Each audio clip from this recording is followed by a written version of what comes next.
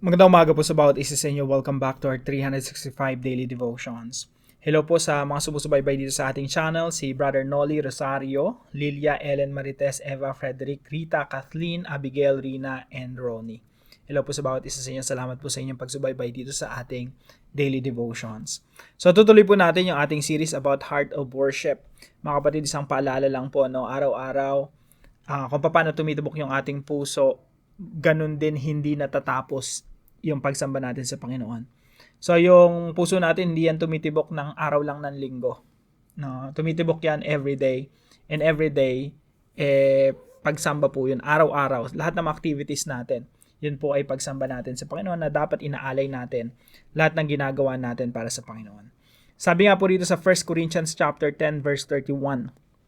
So, whether you eat or drink, kahit na kumakain ka o umiinom ka, or whatever you do it all for the glory of God. Napakagandang talata po, no? Kahit yung pinaka-ordinaryong bagay na ginagawa natin, gawin natin sa ikararangal ng ating Diyos. Basahin po natin sa Tagalog. Kaya nga, kung kayo'y kumakain o umiinom, o anuman ang ginagawa ninyo, gawin ninyo ang lahat sa ikararangal ng Diyos. So yung unang katuruan po natin ngayong umaga, mga kapatid, unang-una po, worshipers must be above reproach. Yung mga sumasamba sa Panginoon, tayo po dapat po tayo above reproach. Pag sinabi nating above reproach, yung, alam niyo po yung isang tao na sobrang bait. Isang tao na hanapan mo ng kapintasan, mahirapan ka. No? I'm sure lahat tayo, meron tayo mga ganong tao, yung mga nilook up natin na ginagalang natin, nire-respeto natin, na pag hinanapan natin ng mga kamalian, mahirapan pa tayo mag-isip. Kumpara mo dun sa ibang tao na pag binanggit mo pala yung pangalan, alam mo na agad, mababadtrip ka agad, no? Ang daming kinakaasar mo sa kanya. Pero yung isang taong above reproach, ito po yung hahanapan mo pa ng butas. No? Hahanapan mo pa ng kapangitan para lang makita mo na may kapintasan pala tong tao na to. Of course, lahat tayo may kapintasan, no? Pero meron talagang mga tao na ang hirap hanapan ng kapintasan. So, worshipers must be above reproach. Ibig sabihin, hindi perfect, hindi tayo perfect. Pero, we're doing our best to be above reproach. Ginagawa natin yung lahat ng ating makakaya sa tulong at biyaya ng Diyos sa pamamagitan ng Santong Espiritu na kumikilos sa atin upang tayo ay patuloy na magbago at mahirapan yung mga tao na humanap ng kapintasan sa atin. Kung meron mang napupuna sa ating ibang tao na kapintasan, dapat mabilis tayong magbago. Hopefully, tayong lahat, mabilis magbago. So, una po yung katuroan natin, worshipers must be above reproach. Pangalawa po, honoring God includes our drinking and eating habits. Yung pagsamba po sa Panginoon, yung pagpaparangal sa Panginoon, kasama po dito yung mga pinaka-ordinaryong bagay na ginagawa natin katulad ng pagkain at pag-inom. Hindi ka pwedeng sobrang daming kumain. Hindi ka pwedeng malnourished. Hindi ka pwedeng, dapat balanced diet kasama po yon sa pagpaparangal sa Panginoon. Pero kung gusto nating maunawaan itong talata na ito, mas mainam po na tingnan po natin yung konteksto. Ito po ay may kinalaman sa pagiging stumbling block. Ano po ibig sabihin nun? Yung natitisod yung ibang tao dahil sa iyong paraan ng pagkain o pag-inom. Tingnan po natin yung konteksto nito sa 1 Corinthians chapter 10. Umpisan po natin sa verse 23. Sabi po ni Apostol Pablo, meron namang magsasabi, malaya akong gumawa ng anuman, ngunit hindi lahat ng ito ay nakakabuti. Malaya akong gumawa ng anuman, ngunit hindi rin lahat ng ito ay nakakatulong. So ano po yung konteksto nito? Ito po yung nung unang panahon, may mga pagkaing isinasakripisyo sa mga idols, sa mga Diyos-Diyosan. Now, sabi rito, meron naman talaga tayong kalayaang kainin yung kahit sinakripisyo sa Diyos-Diyosan. Yung walang problema eh. Kasi kahit isinakripisyo sa Diyos-Diyosan, yung pagkain na yan, sa Diyos pa rin galing yan, sa tunay na Diyos. Lahat ng mabubuting bagay galing sa Diyos. So kahit inalay yan sa Diyos-Diyosan, sabi rito ni Apostol Pablo, pwede mo kainin. Kaso nga lang, hindi naman lahat ng pwede makakatulong. Kasi kung merong isang tao sa tabi mo, mahina yung konsensya niya, nakita ka niya, mananampalataya ka, tapos kumain ka ng isang pagkaing inalay sa Diyos-Diyosan, tapos natisod sa'yo, nagkakasala ka sa Panginoon. So, sabi dito, huwag ang sariling kapakanan ang unahin ninyo, kundi ang sa iba. So, isipin ninyo, pwede kang nga kumain ng pagkain na inalay sa Diyos-Diyosan, pero isipin mo yung iniisip ng iba. Baka naman kasi matisod sila. So, verse 25, kumain kayo ng anumang nabibili sa tindahan ng karne at huwag nang magtanong pa upang hindi mabagabag ang inyong budhi. Kasi mga karne, yung mga kinakatay doon, baka inalay sa Diyos-Diyosan, tapos ibinenta sa palengke yung kinatay. So, huwag niyo nang tanungin pa kung inalay sa Diyos-Diyosan yan o iba, o hindi. Basta, kainin mo yan, nandyan yan, sa Panginoon galing yan. Verse 26, pakinggan niyo po. Sapagkat sinasabi ng kasulatan, ang buong daigdig at lahat ng naroroon, ang Panginoon ang may-ari niyon. So, si Lord lahat ng may-ari ng bagay, pwede mong tanggapin yan. Para hindi tayo mahirapang unawain itong mga talata na ito, para to sa panahon natin ngayon. Merong mga Kristiyano nagpupunta sa piyesta. Okay lang naman yung kainan mo kahit anong nandyan sa handaan sa piyesta. Pero meron tayong mga kapwa Kristiyano na, ay ano ba yan? Pastor pa naman nagpupunta sa piyesta. O di mas mabuting wag ka na lang pumunta sa piyesta kasi merong matitisod. So yun yung sinasabi rito ni Apostol Pablo. Kung may inihain dyan na pagkain sa'yo, kainin mo. Pero kung may matitisod, wag ka na lang kumain. So sabi dito, kung aanyayahan kayo ng isang hindi sumasampalataya at nais ninyong dumalo, parang piyesta sa panahon natin ngayon, kainin ninyo ang anumang ihain sa inyo at wag na kayong magtanong pa kung iyon ay naikagugulo ng inyong budhi. Kainin nyo na lang, pagpasalamat nyo sa Panginoon.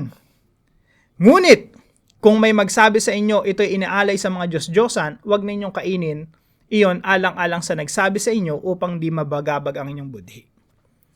So, ibig sabihin, may mga natitisod kasing mga tao, ay ano ba naman yan, pastor pa naman, kumain ng pagkain inaalay doon sa, alam niyo yung mga, sa mga Chinese, di ba, nag-aalay sa mga namatay na lang, yung mga ancestors nila, ancestral worship ba tawag ron?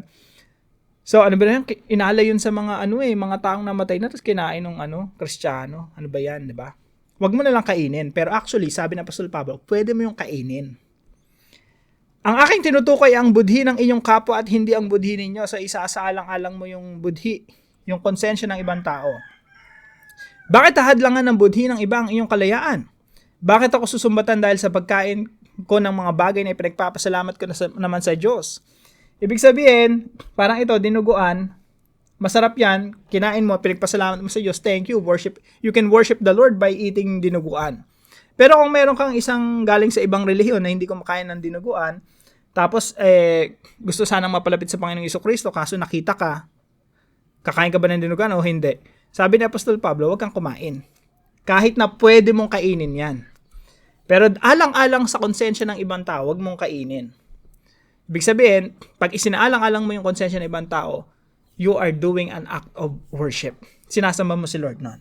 Pag kinain mo yan, wala naman nakakita sa'yo, sinasamba mo pa rin si Lord noon. Kaya sabi dito ng Apostol Pablo sa talata natin, so whether you eat or drink, do it all for the glory of God. Okay, yan po yung konteksto, no? At verse 31, kaya nga kung kayo kumakain o uminom, anumang ginagawa ninyo, gawin ninyo ang lahat sa ikararangal ng Diyos. So, huwag kayong maging sanhi ng pagkakasala ni numan ng mga Hudyo, ng mga Hintil, o ng mga kaanib ng Iglesia ng Diyos. So, sa makatuwid, kung itra-translate natin ito sa panahon natin ngayon, huwag kayong kumain ng dinuguan, huwag kayong uminom ng beer, huwag kayong uminom ng alak, huwag kayong kumain ng baboy, kung ito ay ikatitisod ng mga Muslim, or Roman Catholic, or Iglesia ni Cristo, or kung anumang mga iba't ibang relihiyon na sana mapapalapit sa Panginoon, pero dahil nakita ka gumagawa ka ng isang bagay na ikatitisod nila, natisod sila, napalayo pa sila sa Panginoon. So, ayun yung sinasabi ng mga talatang ito. Now, honoring God includes our drinking and eating habits. Kaya mga kapatid, kahit sa pagkain natin, pag-inom natin, ang iniisip natin kaluwalhatian ng Panginoon. May mai-stumble ba? May matitisod ba? Sobrang katakawan natin. No, Kristiyano pa naman, sobrang takaw. Di wag ka maging matakaw. So, ganun lang po yung principle, no? Number 3 po. Christians are on a journey to perfection. Tayo po mga Kristiyano, nandun tayo sa paglalakbay patungo sa perfection. Kaya po sinasabi sa mga talatang ito, sa lahat ng ginagawa natin, pagkain yan, pag-inom, pag-exercise, panood ng TV, pagkain ng chicharon, pagdadrive, pagpunta sa opisina, pagsasalita, pagbabadminton, Everything, lahat ng ginagawa mo, gawin mo sa ikararangal ng Diyos. Bakit? Kasi tayo nasa isang paglalakbay patungo sa pagiging perpekto. And someday, after the resurrection, pag binuhay tayong magmuli ng Panginoon, perfect na tayo, lahat ng gagawin natin, pagsamba. Kung doon sa perfect world, nagbibuild tayo, parang engineer tayo doon, architect tayo doon, explorer tayo doon, ina-explore natin yung galaxy. Or maybe nagluluto tayo doon sa perfect world. Lahat ng yung ginagawa kasi natin bilang pagsamba. Kung in the future, lahat ng ginagawa natin ay pagsamba, practicein na natin ngayon. Amen po ba? So, application po. Number 1. Honor God by not causing anyone to stumble. Parangalan natin ng Diyos sa pamamagitan ng, hindi natin hinahayaang matisod ang ibang tao sa atin. We're living a life beyond or above reproach. Ang hirap hanapan natin ang kapintasan, no? Sana ganun po tayong lahat. Sana ako ganon, no? Ang hirap hanapan ng kapintasan, pero pag nakilala niyo po ako, marami kayong mapipinta sa akin. Number 2, be mindful that every act is a sacred act of worship. Isa-isip po natin, ibaon natin sa isip natin, sa puso natin, na lahat ng action natin na ginagawa, ito ay sagradong pagsamba sa Diyos. Kumakain ka ngayon, pag tama yung pagkain mo, tamang vitamina, tamang nutrisyon, talagang pinaghandaan mo yung kinakain mo, hindi mo inabuso, you're doing it for the glory of God. So ako, this is a rebuke to me as well, no? Kasi minsan pag masarap talaga yung ulam, kain ako ng kain. Pero yan ang sinasabi ng talata eh. So whether you eat or drink, do it all for the glory of God. Kaya ako pag nagtitimbang ako, lagi yung naiisip, hindi karangal-rangal sa Diyos eh. So, overweight ako eh. So, be mindful that every act is a sacred act of worship. Pati po pagkain, gawin natin pagsamba para sa Panginoon. Pagbukas mo pa lang ng ref, kapag tinanggihan mo yung mga matatamis doon at kung ano mga pagkain na hindi mo dapat kainin, you're already worshiping the Lord. Pagbukas pa lang ng ref yon. So, be mindful that every act is a sacred act of worship. Number 3 po, practice the heart of worship. Ito po yung pinaka-tema natin this week, no? Heart of worship. Yan po ay pinapamuhay. Let's practice the heart of worship. Anong ibig sabihin nun? Yung puso natin laging nasa attitude of worship. Yung puso natin laging in the zone. Laging, Lord, I want to worship you. Today, tomorrow, the next day, every second, I will worship you. Bakit po? Yung puso kasi natin hindi naman humihinto ng pagtibok yan eh. At bawat tibok ng puso mo dapat isang pagsamba sa Panginoon. Kagaya nga na sinasabi ng talata natin, no? Kahit pinaka-ordinaryong bagay na ginagawa natin, ialay natin sa Diyos. Gawin natin sa ikararangal ng Diyos. Practice the heart of worship. Lagi tayong nasa mode, attitude of worship. Kaya sa pagkapag-usap pa lang sa asawa, lalo na sa panahon na galit ka, kapag ikaw nasa heart of worship, mabilis ma-resolve ang mga problema. No? Kasi nasa heart of worship ka eh. Gusto mo maparangalan si Lord kahit nasa away mag-asawa. No? Hindi ka sisigaw, maayos yung pananalita mo, nasa heart of worship ka eh.